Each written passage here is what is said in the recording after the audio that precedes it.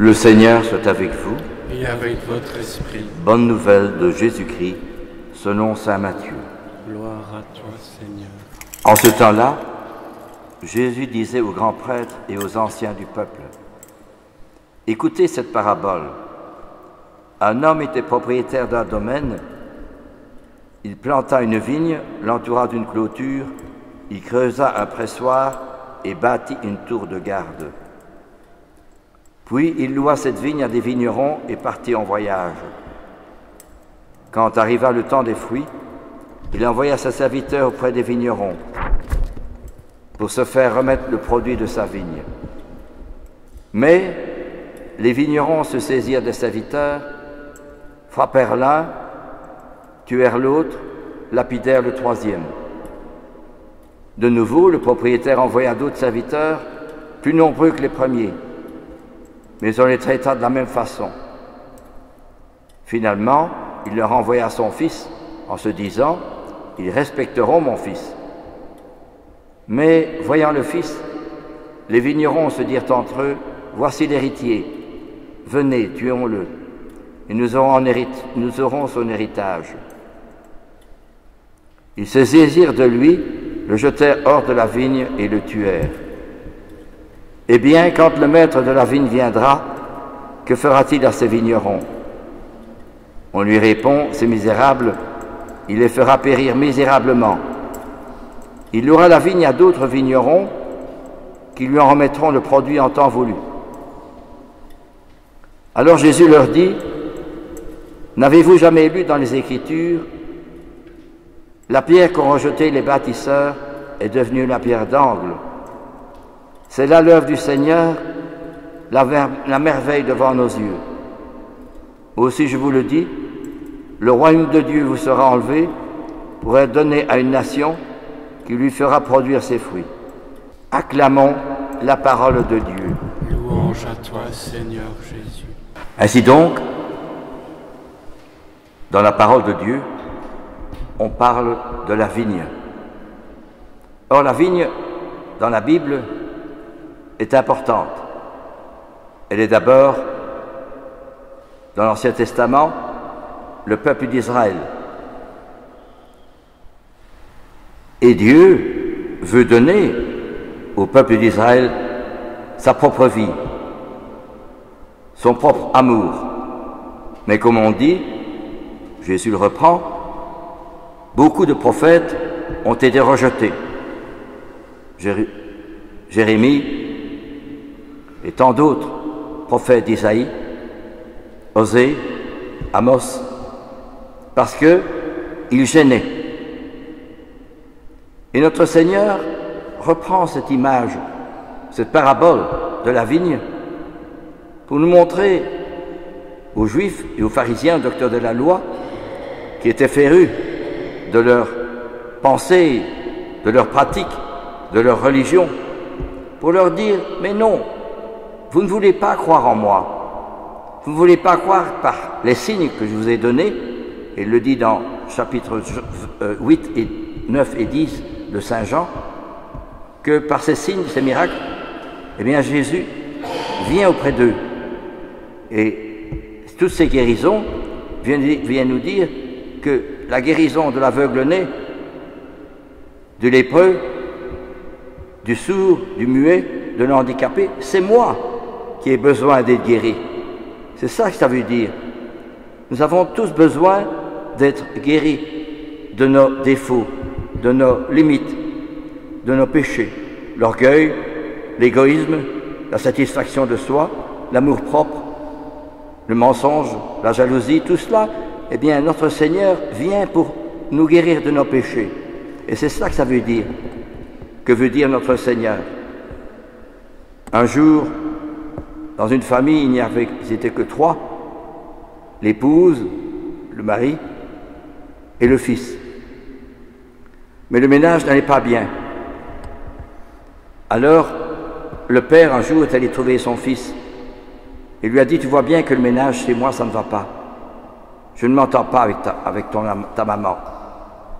Et le père a chargé la maman de responsabilité, de la scission, de la cassure du foyer, du ménage, en accusant la mère de tous les défauts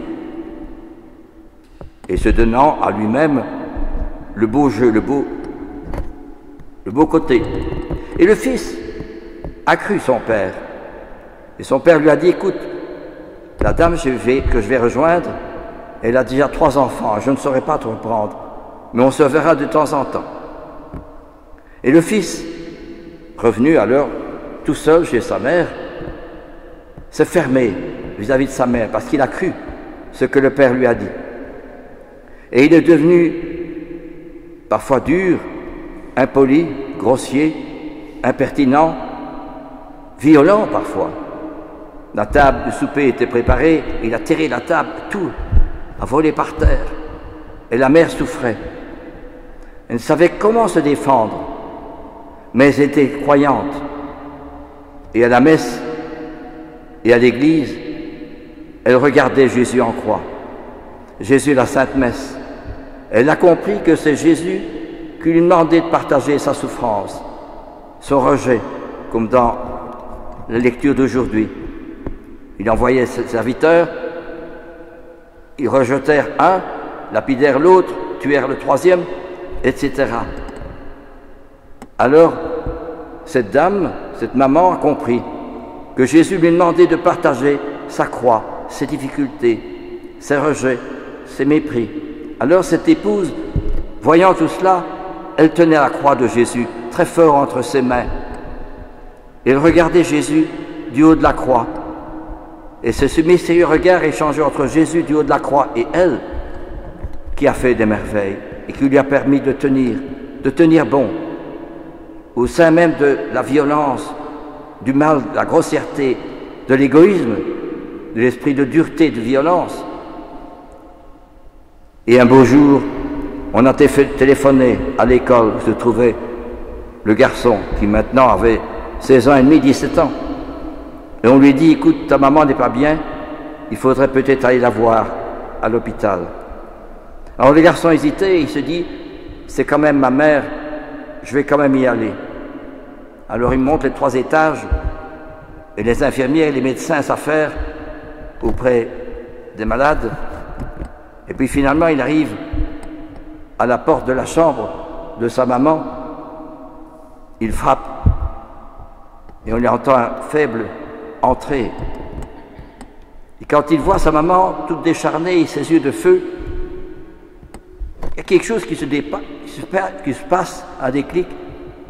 Il tombe à genoux au pied du lit de sa maman, il pleure abondamment. Maman, pardon pour tout le mal que j'ai fait, toute la violence, toute la méchanceté, toute l'hypocrisie, tout le mal que je t'ai fait. Pardon, maman. Et il pleure abondamment. Et sa maman, je suis aimé moi-même, et sa maman lui dit, si je t'ai tant aimé, toi aussi fais de même. Alors ce fils s'est converti, complètement changé, transformé par l'amour de sa mère. Et il est parti dans un pays lointain pour aller aider les gens et se mettre au service de tous ceux qui souffraient, des malades, de tous ceux qui étaient dans l'abandon, des enfants qui avaient faim. Eh bien, sa vie était vraiment toute transformée. C'est devenu un apôtre ardent de l'amour de Jésus. Il était transformé. Eh bien, justement, la foi, la prière, la Sainte Messe, c'est appelé à être transformé. C'est ce que Jésus vient dire. La pierre qu'ont rejetée les bâtisseurs est devenue la pierre d'angle. C'est-à-dire que ce garçon qui a été dur avec sa maman, eh bien, c'est sa maman qui, par sa fidélité, son esprit d'immolation, son courage, sa prière, a pu permettre ce miracle dans le cœur de son fils. La pierre rejetée, qu'ont rejeté les bâtisseurs, est devenue la pierre d'angle. C'est l'œuvre du Seigneur, la merveille devant nos yeux.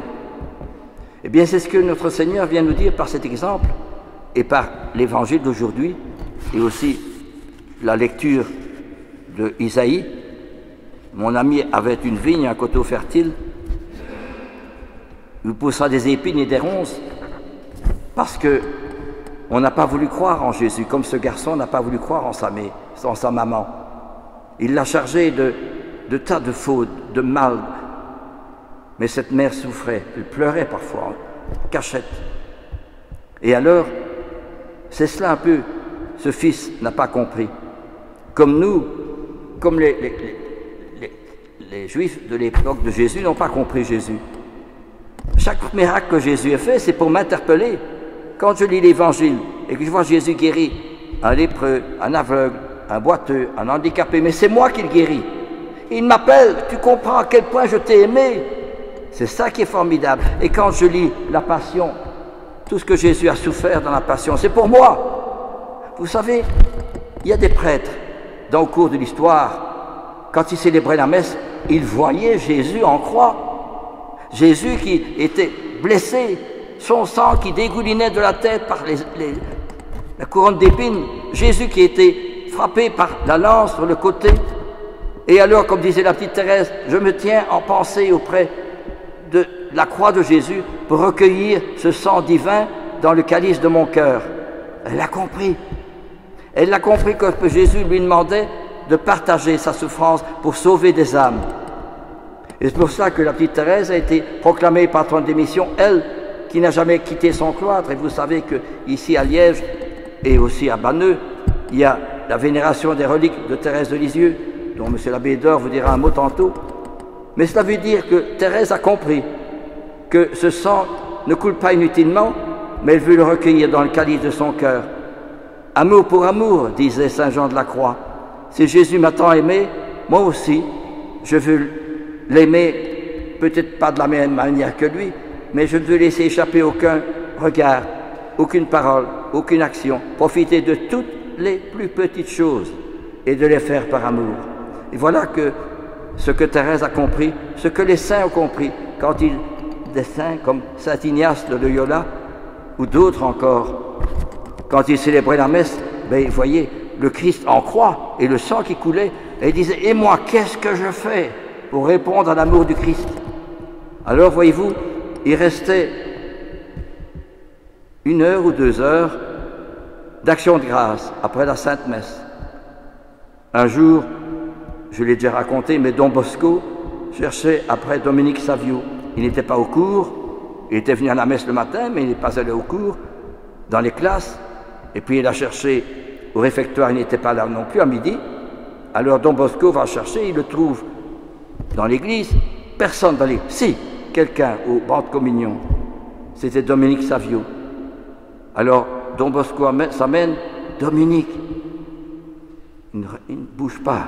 Il est pris en extase devant le tabernacle. Dominique.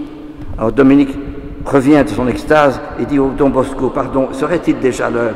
Mais il est 2 heures. Tu es resté toute la matinée comme cela, sans manger. Eh bien, il était en extase. Et c'est peut-être ce qui nous manque le plus aujourd'hui, c'est d'avoir des chrétiens qui sont tellement pénétrés, transfigurés, illuminés par le Christ, par sa souffrance, comme ce garçon qui s'est changé. Il a été transformé par le sacrifice de sa maman, et il est devenu un apôtre ardent. Eh bien, c'est cela. C'est ça qui nous manque aujourd'hui. Oh, certes, il y a des assistants sociaux, des psychologues, des psychiatres qui travaillent bien pour les jeunes en difficulté, pour les gens en problème. La seule chose qui nous manque, c'est une école de saints, de gens, de chrétiens qui veulent bien comprendre, apprendre à comprendre la vie du Christ et à le vivre. On communie et puis on vit comme tout le monde. Mais qui est Jésus pour moi? A-t-il un impact, une influence profonde dans les événements de ma vie, afin que je puisse dire, ce n'est plus moi qui vis, c'est le Christ qui vit en moi. Amen.